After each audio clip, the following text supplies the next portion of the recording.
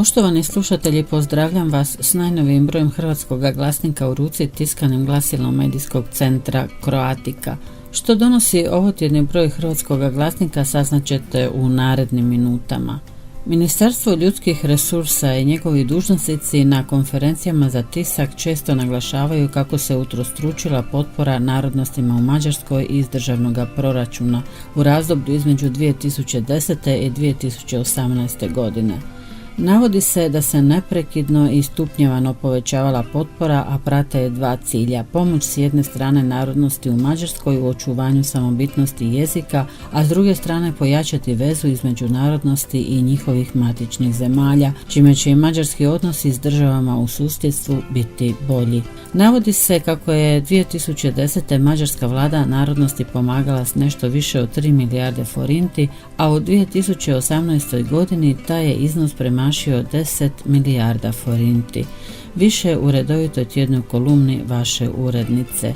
Živa riječ, jamstvo očuvanja samosvojnosti, naslov je tjednog komentara iz pera Stipana Balatinca. U ovotjednom broju Hrvatskog glasnika možete čitati dio analize parlamentarnih izbora 2018. i glasovanja za listu Hrvatske nacionalne manjine. Plaketa Grb općine Petrijevci za dugogodišnju suradnju dodijeljena je Santovačkoj hrvatskoj samoupravi.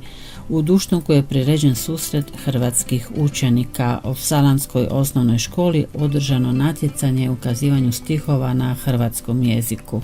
Novi program u Novoj Nošnji u Kemnji se pripremao i za 15. jubilej Kuda konoplje. Pišemo o festivalu narodnosnih kazališta u Mađarskoj, o programima drugih budimpeštanskih susreta, pripremama 4. rute postaza naših starih. 90. rođendan proslavio je kemljanski slikar Pave Behon. Europska grupacija za teritorijalnu suradnju Panon EGTC, regionalni razvoj kao temelj buduće mađarsko-hrvatske suradnje, prilika je i za podravske Hrvate. Bili smo i na predsmotri Međimurske popevke u Keresturu, koje je sudjelovalo 13 izvođača.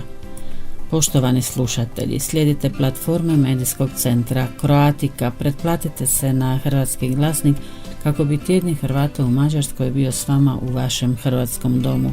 Pozivamo vas u cjelodnevni program internet radija Croatica, a ne zaboravite ni na portal www.glasnik.hu s dnevno svježim sadržajima. Pratite medijske platforme i društvene profile medijskog centra Croatica. Budimo zajedno u oazi hrvatske pisane riječi u Mađarskoj na stranicama Hrvatskog glasnika, tjednika Hrvata u Mađarskoj.